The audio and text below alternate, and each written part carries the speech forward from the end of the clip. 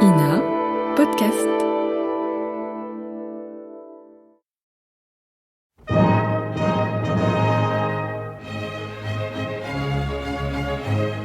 Bon baiser de partout. Une émission secrète de...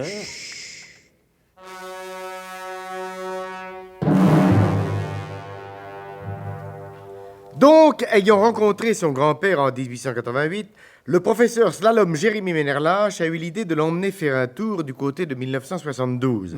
Et au moment de le raccompagner chez lui, c'est-à-dire en 1888, le professeur est le témoin d'une étrange scène. Eh oui, du toit de la maison de la radio où stationne le Bigletron, le grand-père Ménherlache s'élance dans le vide. Et atterrit miraculeusement sain et sauf, 10 étages plus bas, au pied d'un massif de rosiers, où il déclare à son petit-fils étonné...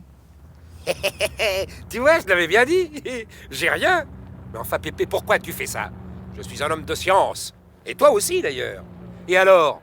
C'était pas une raison pour t'élancer dans le vide? Mais si. Pour les hommes de science, seul compte l'expérience. Et par cette expérience, je voulais te démontrer qu'il ne peut rien m'arriver en 1972 parce que je suis déjà mort, et ça depuis longtemps. Je viens de découvrir le secret de l'immortalité. Et oui, il suffit de dépasser le seuil de la mort. Seulement, je me trouve dans un cas tout à fait exceptionnel. Je devrais dire l'exception même par définition. Et honnêtement, tu connais ma probité scientifique. Je ne pense pas que cette découverte soit utile à beaucoup de gens. Sauf à toi, fiston, sauf à toi. À moi, Pépé. Enfin, ça m'étonnerait. Et je suis bien sûr que si je m'élançais du dernier étage de la maison de la radio, je me ratatinerais sur le sol comme une... enfin, je me ratatinerais, quoi. Ah, tu n'as pas l'esprit très vif pour un inventeur de génie. Dis donc, Pépé, j'ai le sens de l'humour, sauf en ce qui concerne mon génie. Moi, avec ton fameux Bigletron, au lieu de remonter le cours des siècles, fais donc un petit saut dans le futur, et toi aussi tu deviendras immortel. Mais c'est vrai, ça. Oh là là. Oh, mais ça change tout. Mais ça change vraiment tout. Alors, viens avec moi, Pépé. Remontons là-haut et avec le Bigletron, nous allons faire un petit tour dans l'avenir. Oh là là là là, non, moi ça ne m'intéresse pas, puisque je suis déjà immortel. Bon, c'est bon, alors je pars tout seul. Non, non, non, non, non, non, non, pas question, fiston. Tu m'as promis de me ramener en 1888, tu tiendras ta promesse. Après, tu iras te balader dans le futur si ça te chante, mais moi, je préfère 1888. Vraiment, là, Pépé, je ne te comprends pas. Mais pourquoi ne pas rester en 1972, puisque tu es immortel? Tu viens de le prouver scientifiquement, tu es immortel. Immortel, justement, fiston. Je commence à m'ennuyer.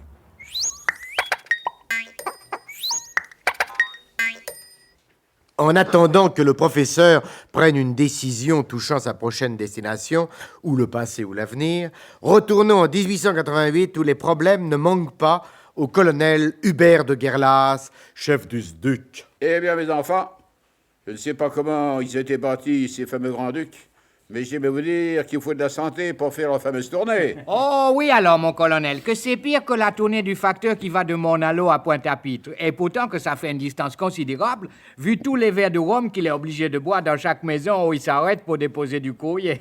Ça a beau être du bon rhum de la Guadeloupe, quand il y a beaucoup de courrier, ça fait une tournée fatigante.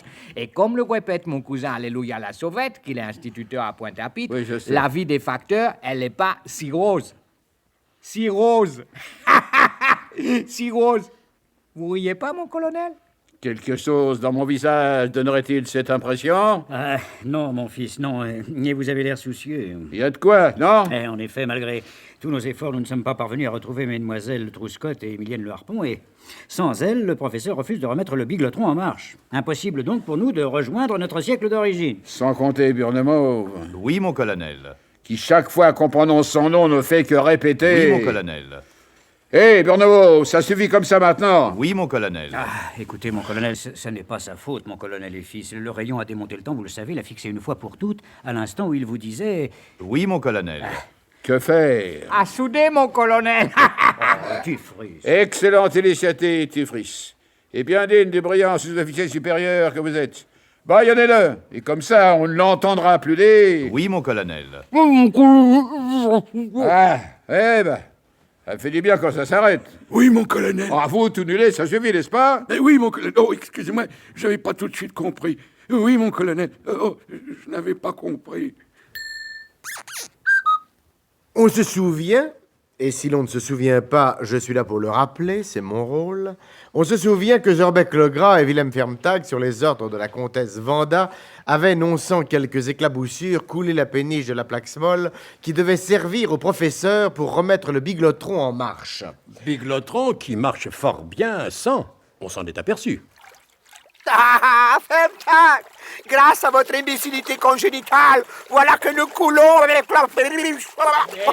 Non, nous ne coulons pas. Nous ne coulons pas parce que nous savons nager. La péniche, elle ne sait pas. Et nous allons regagner le bord tout en nageant.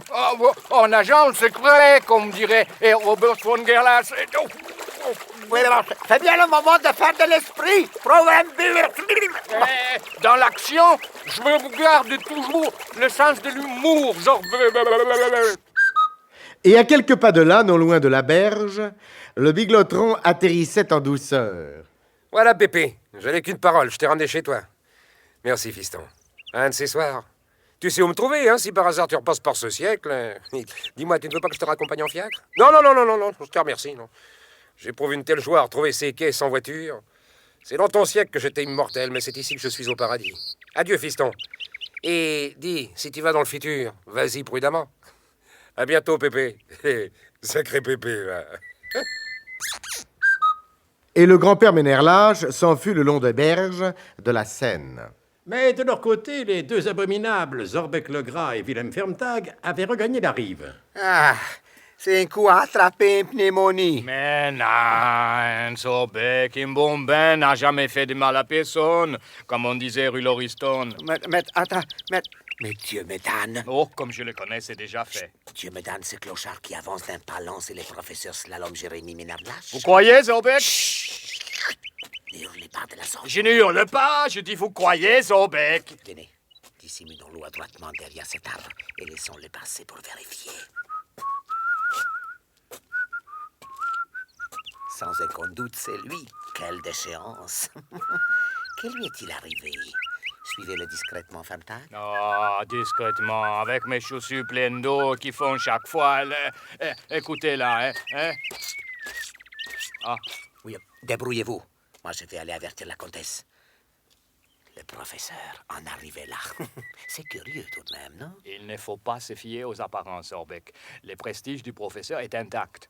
Et comme le dit si justement l'expression française... Ah, Fermtag, Achtung, Fermtag. À ce que vous allez dire, attention, hein? La servante, plusieurs fois nommée, a plus de valeur que 5 donjons d'or.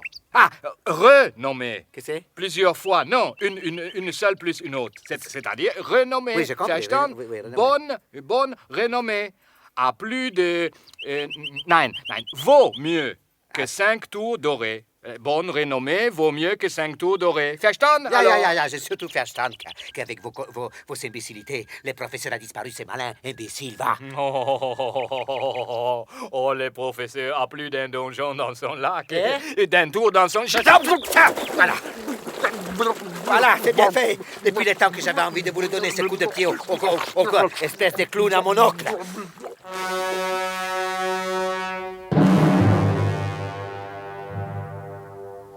Wilhelm Fermtag continue-t-il à penser qu'un bon bain n'a jamais fait de mal à personne? Le professeur abandonnera-t-il le colonel de Gerlas et les membres du SDUC pour voyager seul dans le futur? Sans préjuger de ce que sera ce futur, on peut affirmer que vous n'en serez pas plus si les jours prochains, vous négligez l'écoute des prochains épisodes de notre grand feuilleton d'espionnage et de suspense. Bon baiser de Pépé! C'était Bon baiser de partout. Une émission secrète de... Pierre Dac et Louis Rognoni. Décryptage et mise en code, Jean-Wilfried Garret.